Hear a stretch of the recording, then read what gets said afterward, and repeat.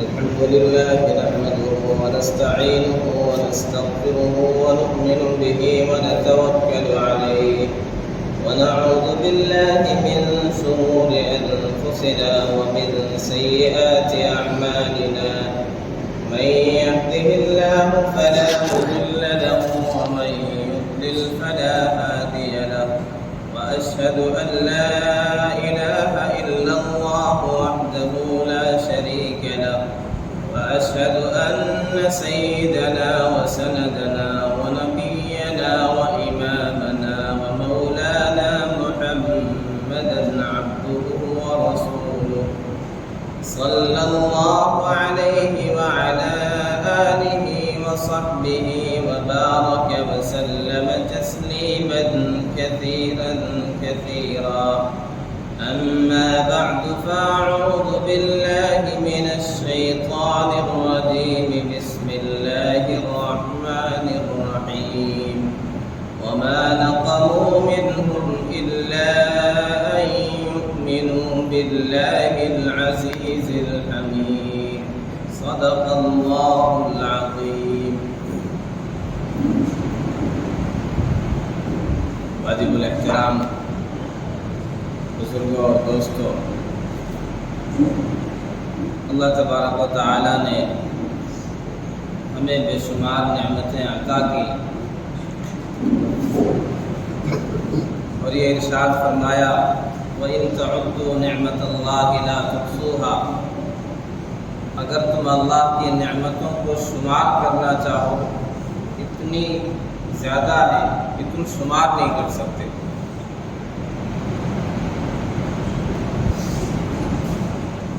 اللہ تعالیٰ کی بے شمار نعمتوں میں سے سب سے عظیم نعمت ہمیں ایمان کی نعمت عطا کی گئی، ایمان کی دولت عطا کی گئی. اللہ تعالیٰ کی عظیم نعمتوں میں سے ہماری جان کی نعمت عطا کی گئی، مال کی نعمت عطا کی گئی، آل اولاد کی نعمت عطا کی گئی. اور ان نعمتوں کے حوالے سے سب سے پہلی چیز ہمارا عقیدہ درست کر دیا گیا، یہ کانسیپٹ کلیئر کر دیا گیا کہ اس میں تمہارا اپنا کوئی کمال نہیں، چاہے وہ ہدایت کی نعمت ہو، چاہے تمہاری تخلیق اور وجود کی نعمت ہو، چاہے تمہارے جان مال اولاد، یہ ساری نعمتیں سب اللہ کی عطا کرتا ہے، تمہارا اپنا کوئی کمال نہیں. اِنَّكَ لَا تَهْدِي مَنْ أَحْبَبْتَ وَلَكِنَّ اللَّهَ يَهْدِي مَن يَشَاءُ. اے محبوب، جسے آپ ہدایت دینا چاہیں، راہ راست پر جسے آپ لانا چاہیں، آپ کا اختیار نہیں ہے. اللہ جسے چاہتا ہے راہ ہدایت دکھاتا ہے.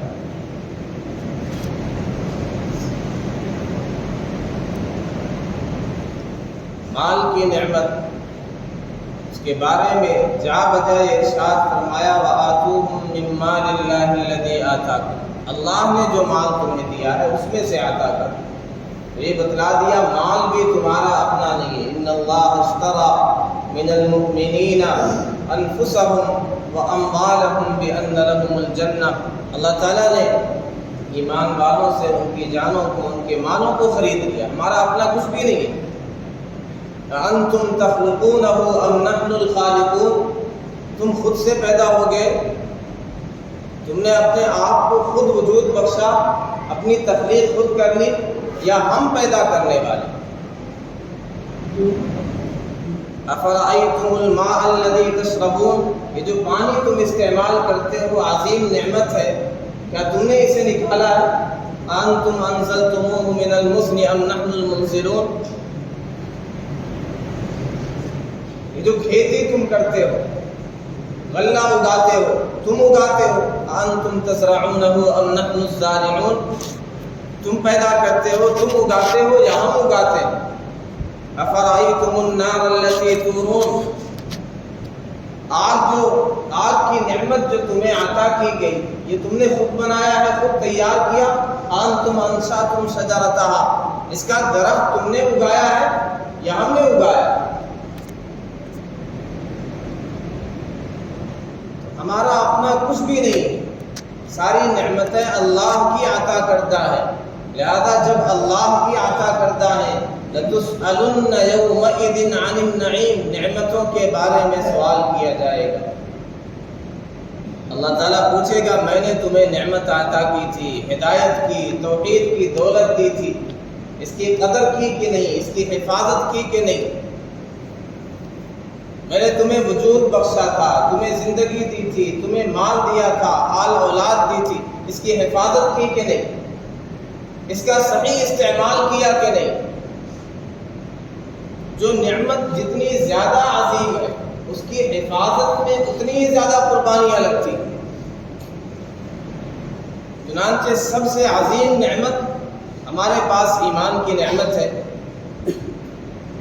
اس نعمت کی حفاظت کے لیے، اس دولت کی حفاظت کے لیے بہت زیادہ قربانیاں دینی پڑتی ہیں، اور سارا مسئلہ تو یہی ہے، سارا جھگڑا، سارا اختلاف اسی کا ہے، ہماری ذات سے، ہمارے وجود سے، ہماری دکان سے، ہمارے مال سے، ہماری کھیتی سے، ہماری تجارت سے کسی کو کوئی سروکار نہیں۔ دقت ہے اور پریشانی ہے تو بس ہم توحید کے ترانے کو گنگناتے ہیں، اللہ کی وحدت اور کبریائی کی بات کیوں کرتے ہیں، لا الہ الا اللہ کی گواہی کیوں دیتے ہیں؟ وما نقموا منہم، لوگوں نے ان کے اندر کوئی عیب نہیں پایا سوائے اس کے کہ اللہ عز و جل پر وہ لوگ ایمان رکھتے تھے۔ میں نے جس آیت کریمہ کی تلاوت کی، اصحاب الاخدود کا تذکرہ کیا گیا، خندق والے، قتل اصحاب الاخدود، خندق والوں پر خدا کی مار ہو، وہ غارق کر دیے گئے، ہلاک کر دیے گئے۔ النار ذات الوقود، جو ایندھن والے، آگ والے تھے، جنہوں نے خندق تیار کی، آگ جلائی، لکڑیاں جمع کی، وہم علیہا، وہ بیٹھ کر کے دیکھ بھی رہے تھے، علی ما یفعلون بالمؤمنین شہود، وما نقموا منہم الا ان یؤمنوا باللہ العزیز الحمید۔ ایمان والوں کو صرف اس وجہ سے دہکتی ہوئی آگ میں ڈال دیا، زندہ خندق میں، اس خندق میں جس میں آگ بھر رکھی تھی اس میں ڈال دیا، کیوں؟ اللہ پر ایمان رکھتے۔ ایک بادشاہ کا تذکرہ مفسرین نے کیا ہے، جس کا اس میں تذکرہ کیا گیا اس آیت میں، سورہ بروج میں۔ وہ یہ کہتا تھا کہ مجھ پر ایمان لاؤ، مجھے خدا تسلیم کرو۔ جو اسے خدا نہیں مانتے تھے ان کے بارے میں فیصلہ کر دیا کہ ان سب کے لیے ایک خندق کھودی جائے، اس میں آگ بھری جائے، سب کو زندہ آگ میں ڈال دیا جائے۔ اس کا تفصیلی واقعہ ہے، ایک چھوٹا بچہ عبداللہ بن تامر جس کا نام ہے، اس نے اس ایمان کی حفاظت کے لیے کیا کیا اقدامات کیے۔ اس بادشاہ کے دور میں ایک کاہن تھا، وہ بوڑھا ہونے لگا تو اس نے کہا کسی زیرک اور سمجھدار بچے کو میرے حوالے کر دیا جائے، میں اپنے علوم اس کے اندر منتقل کر دوں، اسے سکھلا دوں۔ چنانچہ اس بچے کے حوالے کیا گیا۔ یہ بڑا ذہین تھا، بڑا سمجھدار تھا۔ جب کاہن کے پاس جاتا راستے میں ایک راہب سے بھی ملاقات ہوتی جو اس وقت دین برحق پر تھا، اس کی باتیں بھی سنتا، اور کاہن کے پاس جاتا تاخیر ہو جاتی، ادھر گھر بھی تاخیر ہوتی آنے میں، اس کے پاس جانے میں بھی تاخیر ہوتی، دونوں طرف بول اور ڈانٹ سننی پڑتی اسے۔ یہ بچہ حیران تھا، کاہن جو باتیں بتلاتا یہ ٹھیک ہے یا راہب کی باتیں درست ہیں؟ ایک دن اتفاق ایسا کہ راستے میں ایک شیر بیٹھا ہوا ہے، اس نے راستہ روک رکھا ہے، کسی کی ہمت نہیں آگے جانے کی۔ اس نے کہا اب یہ موقع ہے تجربہ کرنے کا، آزمانے کا۔ اس نے ایک پتھر اٹھایا اور یہ کہا اگر راہب کا دین، راہب کی باتیں ٹھیک ہے تو یہ ہلاک ہو جائے۔ اس نے ایسا کیا اور ہلاک ہو گیا، راستہ صاف ہو گیا۔ لوگوں میں اس کا چرچا ہو گیا کہ اس کے پاس تو عجیب ہی علم ہے۔ لوگ اس کے پاس آنے لگے، بیمار اس کے پاس آنے لگے، نابینا، کوڑ کے مریض اس کے پاس آنے لگے، اور یہ دعا کرتا ہے اس طریقے سے کہ یا اللہ اگر اس راہب کی بات ٹھیک ہے، اس کا دین برحق ہے تو یہ شفایاب ہو جائے۔ چنانچہ شفایابی مل جایا کرتی تھی۔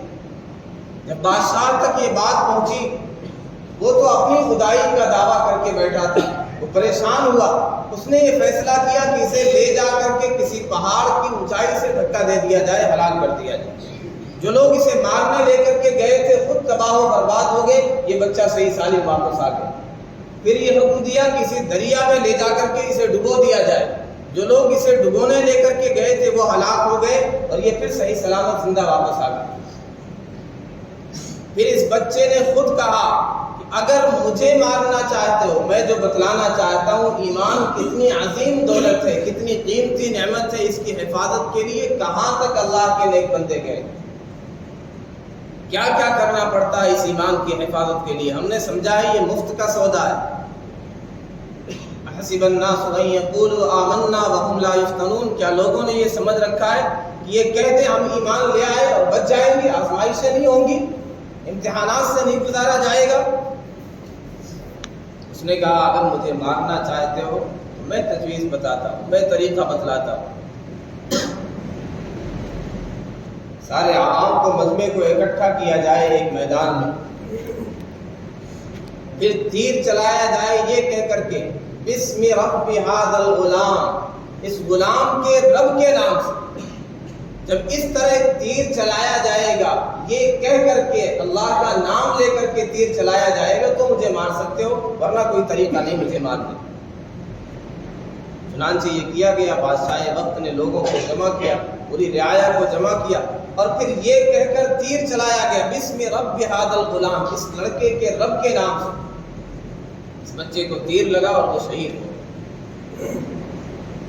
اب اس بچے کا جو مقصد تھا، جو اس نعمت کی حفاظت کے لیے، اس کی نشر و اشاعت کے لیے جو اس کا مقصد تھا وہ پورا ہو گیا کہ سارے مجمع نے جب یہ دیکھا کہ اس کے طریقہ کار سے، اس کے بتلائے ہوئے طریقے سے لوگ اسے مار سکیں، شہید کر سکیں، سب نے کہا آمنا برب ھذا الغلام، ہم سب اس بچے کے رب پر ایمان لیں۔ یہ بادشاہ کے لیے اور بڑی مصیبت ہو گئی۔ اس نے کہا ابھی تک تو ایک سے واسطہ تھا، چند سے واسطہ تھا، اب سب کے سب میرے دین سے برگشتہ ہو گئے۔ تو اس نے اس وقت یہ فیصلہ کیا کہ سب کو آگ میں ڈال دیا جائے، خندق کھودی جائے، آگ جلائی جائے، سب کو اس میں بھون دیا جائے۔ تو زندہ آگ میں لوگوں کو، جتنے اللہ پر ایمان لانے والے، سب کو ڈال دیا۔ اللہ تعالیٰ نے جب آگے تذکرہ کیا ان الذین آمنوا وعملوا الصالحات، جو ایمان لائے انہوں نے اچھے اعمال کیے، کے لیے نعمتیں ہیں رب کے پاس۔ جو دین پر، ایمان پر انہوں نے ثابت قدمی دکھائی ہے، ذالک الفوز الکبیر، بڑی کامیابی انہوں نے حاصل کی، یہ بڑی کامیابی ہے۔ انہوں نے اپنے ایمان کو بچا لیا ہے، اپنے دین کو بچا لیا ہے، اپنے عقیدہ توحید کو بچا لیا ہے، یہ بڑی کامیابی انہوں نے حاصل کی۔ تو یہ عظیم نعمت ہے، اس کی حفاظت کے لیے عظیم قربانیاں بھی دینی پڑے گی۔ ہم یہ سمجھتے ہیں یہ کہہ کے ایمان لے آئے، کلمہ پڑھ کے ہم بچ جائیں گے، آزمائشیں نہیں ہوں گی۔ وَلَمَّا يَأْتِكُم مَّثَلُ الَّذِينَ خَلَوْا مِن قَبْلِكُم، پہلے لوگوں پر جیسے حالات آئے تم سمجھتے ہو تم پر حالات نہیں آئیں گے۔ وَزُلْزِلُوا، انہیں ہلا دیا گیا، آزمائشوں کا طوفان ان پر آ گیا۔ حَتَّى يَقُولَ الرَّسُولُ وَالَّذِينَ آمَنُوا مَعَهُ مَتَىٰ نَصْرُ اللَّهِ، رسول کہنے لگے، ایمان والے کہنے لگے اللہ کی مدد کب آئے گی؟ الا ان نصر اللہ قریب، سنو اللہ کی مدد قریب ہے، اللہ کی مدد ضرور آئے گی، اللہ مدد پر قادر ہے، نیک بندوں کی ضرور مدد کرے گا۔ سارا مسئلہ، سارا جھگڑا یہی ہے، وَلَا يَزَالُونَ يُقَاتِلُونَكُمْ حَتَّى يَرُدُّوكُمْ عَنْ دِينِكُمْ إِنِ اسْتَطَاعُوا، یہ برابر تم سے لڑتے رہیں گے، جھگڑتے رہیں گے، قتال کرتے رہیں گے جب تک تم اپنے دین سے پھر نہ جاؤ۔ تو یہ چاہتے ہیں تمہارے دین سے تمہیں پھیر دیں۔ وَلَن تَرْضَىٰ عَنْكَ الْيَهُودُ وَلَا النَّصَارَىٰ حَتَّىٰ تَتَّبِعَ مِلَّتَهُمْ، یہود و نصارہ تم سے اس وقت تک راضی نہیں ہو سکتے جب تک ان کے مذہب کی پیروی نہ کرو۔ یہ تو بس یہ چاہتے ہیں کہ دین کو چھوڑ دو، کلمے کو چھوڑ دو، اسلام کو چھوڑ دو، توحید کی نعمت سے دستبردار ہو دو۔ ہمیں جو عظیم نعمت عطا کی گئی ہے، بہرحال ہمیں اس کی حفاظت کرنی ہے، اس ایمان کی حفاظت کرنی ہے۔ مکی جو دور ہے پیارے آقا صلی اللہ علیہ وسلم کا اور صحابہ کا، اس میں پڑھتے چلے جائیں کیسی کیسی آزمائشیں ہیں، کیسے کیسے حالات ہیں، اور احکام نہیں ہے، نماز روزہ وہ ساری چیزیں وہ آیتیں نازل نہیں ہوئی، یہ صورت بھی اسی مکی دور میں نازل ہوئی۔ کیوں؟ ثابت قدمی، ایمان والوں کے دلوں کو مضبوطی عطا کی جائے، ثابت قدمی عطا کی جائے، استحکام عطا کیا جائے، ان کے یقین کو مضبوط کیا جائے، ایمان کو پختگی عطا کی جائے، عقائد میں پختگی عطا کی جائے، انہیں تسلی دی جائے کہ تم پر کوئی نئی چیز نہیں ہے، یہ حالات صرف تم پر نہیں آئے، یہ آزمائشیں صرف تم پر نہیں ہیں، یہ تو اللہ کے نیک بندوں پر آزمائشیں آتی ہی رہتی، جو اللہ کا جتنا مقرب ہوگا اس پر اتنی زیادہ آزمائشیں آئیں گی۔ لہذا یہ سمجھو آزمائشیں نہیں آئیں گی، حالات نہیں آئیں گے، مظالم کا تختہ مشق تمہیں نہیں بنایا جائے گا، یہ خام خیالی۔ اگر رب کی محبت کا دعویٰ کیا ہے، توحید کا کلمہ پڑھا ہے، تو پھر آزمائشیں تو آ کر کے رہیں۔ ہمیں تیار ہونا ہے ثابت قدمی کے لیے، استقامت کے لیے، اس توحید کی حفاظت کے لیے، اس نعمت کی بھی حفاظت کرنی ہے، اور اسلام اور نعمتوں کی حفاظت کی بھی ہمیں تعلیم دیتا ہے۔ جان بھی اللہ کی عطا کردہ، ہمیں یہ نہیں کہا گیا کہ جس طرح چاہو اپنے آپ کو ہلاک کر لو، وَلَا تُلْقُوا بِأَيْدِيكُمْ إِلَى التَّهْلُكَةِ، اپنے آپ کو ہلاکت میں مت ڈالو، وَلَا تَقْتُلُوا أَنفُسَكُمْ، اپنے قتل کے در پہ نہ ہو جاؤ، اپنے آپ کو قتل نہ کرو، جا بجا قرآن کہتا ہے۔ یہ اللہ کی امانت ہے، ہماری زندگی، ہماری جان، ہمارا نفس، یہ اللہ کی امانت ہے، اسی لیے خودکشی حرام ہے۔ تو آدمی یہ سمجھتا، آپ تو گھبرا کے یہ کہتے ہیں کہ مر جائیں گے، مر کے بھی چین نہ پایا تو کدھر جائیں گے؟ وہاں جا کے جواب دینا ہے کیوں اپنے آپ کو ہلاک کیا، کیوں مارا، کیوں خودکشی کی۔ پیارے آقا صلی اللہ علیہ وسلم نے ایسے شخص کی نماز جنازہ نہیں پڑھی جس نے خودکشی کر لی تھی۔ ہم مالک نہیں اپنے جان کے جس طرح مرضی اپنی جان کے ساتھ معاملہ کریں، لہذا ہماری جان پر اگر بنائے، ہماری جان اگر خطرے میں ہو تو یہ نہیں خود سپردگی کر دی جائے، بزدلی کا مظاہرہ کر دیا جائے، ڈیفینس بھی نہیں کرنا ہے، اقدام بھی نہیں کرنا ہے، ڈیفینس بھی نہیں کرنا ہے، اپنا تحفظ بھی نہیں کرنا ہے، اپنا بچاؤ بھی نہیں کرنا، نہیں، شریعت اس بات کی اجازت نہیں دیتی۔ فَمَنِ اعْتَدَىٰ عَلَيْكُمْ فَاعْتَدُوا عَلَيْهِ بِمِثْلِ مَا اعْتَدَىٰ عَلَيْكُمْ، تم پر زیادتی کی گئی ہے، بدلہ لینے کی اجازت ہے، لیکن تمہیں زیادتی کرنے کی اجازت نہیں۔ وَإِنْ عَاقَبْتُمْ فَعَاقِبُوا بِمِثْلِ مَا عُوقِبْتُمْ بِهِ، اگر تمہیں ستایا گیا ہے تو تم بھی اتنا بدلہ لے سکتے، تم زیادتی نہیں کر سکتے، تم ظلم نہیں کر سکتے۔ یہ تمام مذاہب اجازت دیتے ہیں، سیلف ڈیفنس کا اختیار تمام مذاہب میں ہے، یہ تعلیمات تمام مذاہب میں ہے، اور تمام ممالک کے قوانین بھی اس کی اجازت دیتے۔ اگر تمہیں مارا جائے، تمہیں ظلم کا نشانہ بنایا جائے، تمہاری دکانیں جلائی جائیں، گھر تباہ و برباد کر دیا جائے، قانون بھی اجازت دیتا، اپنا دفاع کرو، اپنا بچاؤ کرو، ڈیفنس کرو، بزدلی کا مظاہرہ نہ کرو۔ تم پر خطرات آئے وقتی طور پہ، فوری طور پہ تو کوئی نہیں پہنچ جائے، تمہیں خود وقتی طور پہ اپنا بچاؤ کرنا، اپنی حفاظت کا انتظام کرنا ہے۔ اور اسلام تو یہ کہتا ہے، پیارے آقا صلی اللہ علیہ وسلم کا فرمان یہ کہتا ہے، من قتل دون نفسه فهو شہید، من قتل دون ماله فهو شہید، من قتل دون عرضه فهو شہید، جو اپنی جان کے بچانے میں مارا گیا وہ شہید ہے، جو اپنی آبرو کی حفاظت میں مارا گیا وہ شہید ہے، جو اپنے مال کی حفاظت میں مارا گیا وہ شہید۔ یہ کہا گیا شہادت کا مقام آتا ہوگا اگر اپنی جان کی حفاظت میں مارے گا، اپنے مال کو، اپنی دکان کو بچاتے ہوئے مارے گا، اپنی عصمت اور آبرو کی حفاظت میں مارے گئے، شہادت کا مقام آتا ہو۔ اسلام بزدلی نہیں سکھاتا۔ رحمت دو عالم صلی اللہ علیہ وسلم نے ارشاد فرمایا، المؤمن القوی خیر واحب الی اللہ من المؤمن الضعیف، طاقتور مومن کمزور مومن سے اللہ کے نزدیک زیادہ پسندیدہ ہے، زیادہ محبوب ہے۔ مومن بہرحال اس میں خیر ہے، لیکن دین طاقتور ہے، جسمانی اعتبار سے مضبوط ہے، عقیدے کے اعتبار سے مضبوط ہے، یقین کے اعتبار سے پختگی ہے، یہ اللہ کے نزدیک محبوب ہے، پسندیدہ ہے۔ بزدلی اللہ کے رسول کو پسندیدہ اور محبوب نہیں۔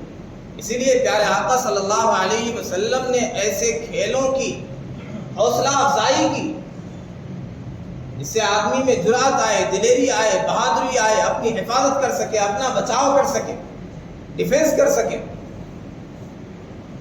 ارموا فإن أباكم كان راميا، پیارے آقا فرماتے تیر اندازی سیکھو، تمہارے باپ سیدنا اسماعیل علیہ السلام بہترین تیر انداز تھے۔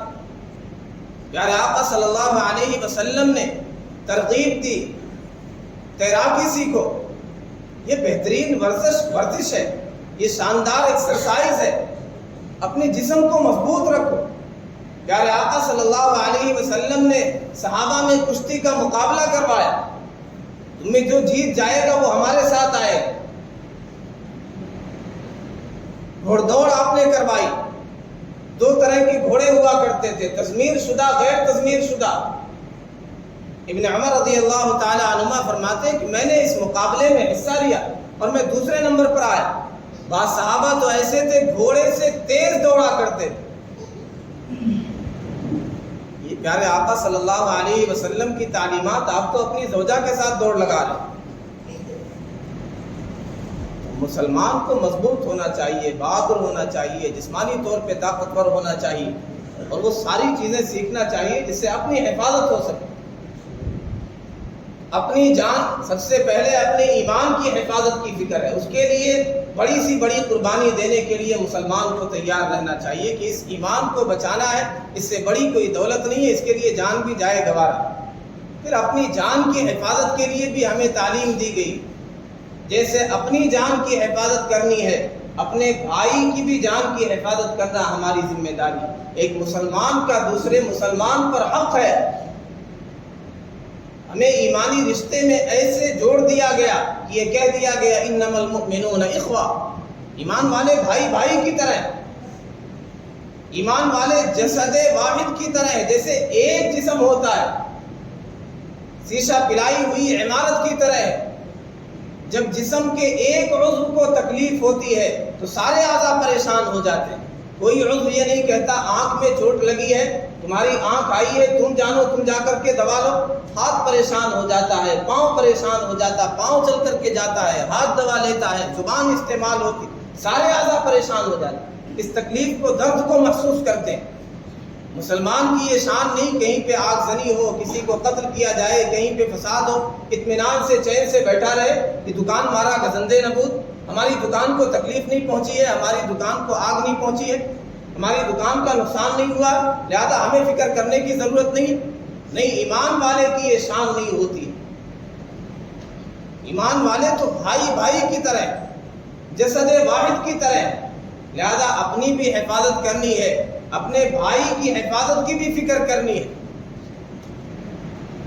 اگر ہمارے بھائی کا خون بہ رہا تو ہمارے آنکھوں سے کم آنسو تو جاری ہونے چاہیے، ہمارے پسینے تو بہنے چاہیے، ہمارا مال استعمال ہونا چاہیے، ہمارا وقت استعمال ہونا چاہیے، ہماری صلاحیتیں لگنی چاہیے، یہ ساری چیزیں اس کے تحفظ کے لیے، اس کے حفاظت کے لیے استعمال ہونی چاہیے۔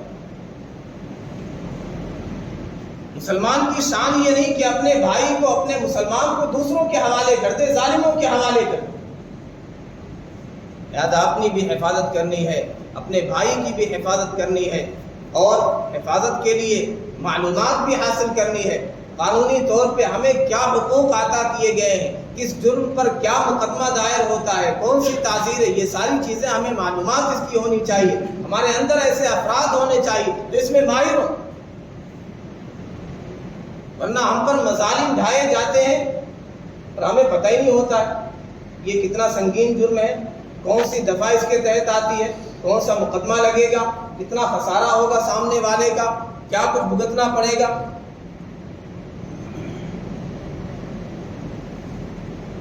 اپنی حفاظت کا انتظام کریں، اپنے بھائی کی حفاظت کے لیے متفکر ہو جائیں، اور یہ بات یاد رکھیں، مایوسی کا مسلمان کبھی شکار نہیں ہوتا ہے۔ مسلمان کا خون آج بہت ہی افزا ہو گیا، جہاں بھی خون بہتا نظر آتا ہے مسلمان کو، کوئی دکان اگر جلتی نظر آتی ہے مسلمان کی، کوئی بچہ یتیم اگر نظر آتا ہے مسلمان کا، لیکن یاد رکھیں اس سے بھی سنگین حالات ہم پر آئے ہیں۔ لیکن مورخین نے سب سے زیادہ ماتم جس پر کیا ہے وہ تاتاریوں کا دور، تاتاریوں کا جو ظلم تھا، اس دور میں ایسی بزدلی آ گئی تھی کہ ایک خاتون، مورخین لکھتے ایک خاتون 20 لوگوں کو کھڑا کر کے کہتی تھی کہ ابھی یہیں پہ رہو، میں تلوار لے کر کے آتی تھی۔ کسی میں ہمت نہیں ہوتی تھی ہٹ جائے، تلوار لے کے آتی تھی، ایک ایک کر کے باری باری سب کو تہ تہ کر دیا کرتی تھی، گردنیں قلم کر دیا کرتی تھی۔ مورخین نے سب سے زیادہ اس پر ماتم کیا۔ حالات تو آئیں گے مسلمان، لیکن مسلمان بزدلی کا شکار نہیں۔ اور یاد رکھیں پیارے آقا صلی اللہ علیہ وسلم نے ارشاد فرمایا لا عدوى ولا طیرۃ ولکن احب الفال، میں نیک فالی کو پسند کرتا ہوں۔ رحمت دو عالم صلی اللہ علیہ وسلم حرم مکی سے ٹیک لگائے ہوئے تشریف فرما تھے۔ ایک صحابی تشریف لائے، انہوں نے کہا یا رسول اللہ مزقنا کل ممزق، ہمیں تو جھجوڑ کر کے رکھ دیا گیا، آزمائشوں کے پہاڑ توڑ دیے گئے، مصیبتوں کے پہاڑ ہم پر توڑ دیے گئے۔ سیدنا بلال ہے، سیدنا خباب ہے، کیسے کیسے حالات، ظلم کی چکی میں ہمیں پیسا جا رہا۔ الا تدعو لنا، کیا آپ ہمارے لیے دعا نہیں کرتے؟ کیا مدد کا مطالبہ نہیں کرتے؟ آپ نے ارشاد فرمایا اس موقع پر تم سے پہلے لوگوں کے ساتھ ایسا بھی ہوا، یہ گڑھا کھود کر کے اسے وہاں پر ڈالا گیا اور آرے سے بیچ میں سے چیر دیا گیا، 2 ٹکڑے کر دیے گئے، لیکن اس کی زبان سے آ نہیں نکلی، وہ اپنے ایمان پر ثابت قدم تھا۔ وَلَكِنَّكُمْ قَوْمٌ تَسْتَعْجِلُونَ، تم جلدی مچاتے۔ یاد رکھو اللہ کی مدد ایسی بھی آئے گی کہ ایک خاتون صنعاء سے حضرموت کا سفر کرے گی، زیورات سے لدی پھدی ہوگی، اسے جانوروں اور بھیڑیوں کے علاوہ، اللہ کے علاوہ کسی کا کوئی خوف نہیں ہوگا، نہ کسی دشمن کا، نہ کسی لٹیرے کا، نہ کسی ڈاکو کا۔ ایسا دور آئے گا امن و امان کا۔ وَلَكِنَّكُمْ قَوْمٌ تَسْتَعْجِلُونَ، تم جلدی مچاتے۔ پیارے آقا صلی اللہ علیہ وسلم پر طائف میں کتنے مظالم ڈھائے گئے، لیکن وہاں بھی آپ نے بدفعلی نہیں کی، مایوسی کا شکار نہیں کی۔ وہاں بھی آپ نے ارشاد فرمایا ارجو ان یخرج اللہ من اصلابہم، مجھے امید ہے اللہ کی ذات سے اللہ تعالیٰ ایسے لوگوں کو ان کی نسلوں میں نکالے گا جو ایک اللہ کی عبادت کرے۔ مسلمان کبھی مایوسی کا شکار نہیں ہوتا، اللہ کی مدد قریب ہے، اللہ کی مدد آئے گی، اللہ اپنے بندوں کو بے یار و مددگار نہیں چھوڑے گا۔ ہاں ہم حقیقی بندے ہو جائیں، اللہ سے محبت کرنے والے ہو جائیں، اللہ کی طرف لو لگانے والے ہو جائیں، صبر کرنے والے ہو جائیں۔ سیدنا ایوب علیہ السلام کی زندگی دیکھیں، اللہ تعریف فرماتا ہے انا وجدناہ صابرا، ہم نے انہیں صبر کرنے والا پایا۔ نعم العبد، کیا شاندار بندے تھے، انہ اواب، وہ میری طرف رجوع کرنے والے تھے، مجھ سے لو لگانے والے تھے۔ ظالم جو ظلم کر رہے ہیں، جو مسلمانوں کا خون بہا رہے ہیں، جو فساد کر رہے ہیں، جو طاقت کے نشے میں مست ہیں، تو یہ نہ سمجھے وَلَا تَحْسَبَنَّ اللَّهَ غَافِلًا عَمَّا يَعْمَلُ الظَّالِمُونَ، اللہ ان ظالموں سے غافل نہیں ہے۔ اللہ کی طاقت اور قدرت آج بھی ایسی ہے جیسے فرعون اور قارون کو تباہ و برباد کیا تھا۔ ہر ظالم کا انجام وہی ہوگا، ہر ظالم تباہی کو پہنچے گا، اپنے انجام کو پہنچے گا، عبرتناک سزا کو پہنچے گا۔ لہذا ہمیں مایوسی کا شکار ہونے کی ضرورت نہیں ہے، ہمیں ہر حال میں اللہ سے امید لگانے، اللہ سے لو لگانے کی ضرورت ہے اور اپنی حفاظت کرنے کی ضرورت ہے۔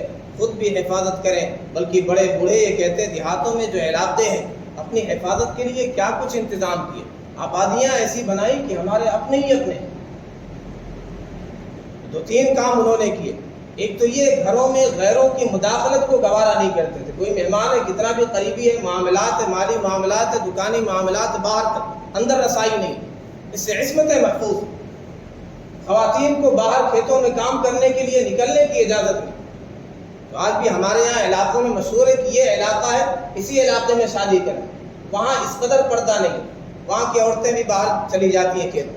تو یہ حفاظت کے لیے بڑے بوڑھوں نے ایسے انتظام کیے کہ آبادی ایسی ہو، ہماری اجتماعیت ہو، ہماری کثرت ہو اور غیروں کی مداخلت نہ۔ غیروں سے دوستی یاری اندر تک رسائی نہ ہو، وہ ہمارے رازدار نہ بنے۔ احتیاطی تدابیر اختیار کریں، اپنے ایمان کی حفاظت کی فکر کریں، اپنے جان کی حفاظت کی فکر کریں، اپنے بھائیوں کی فکر کریں۔ اللہ رب العزت والجلال کہنے سننے سے زیادہ عمل کرنے کی توفیق عطا فرمائے، ہمارے ایمان کی، ہمارے جان اور آبرو کی حفاظت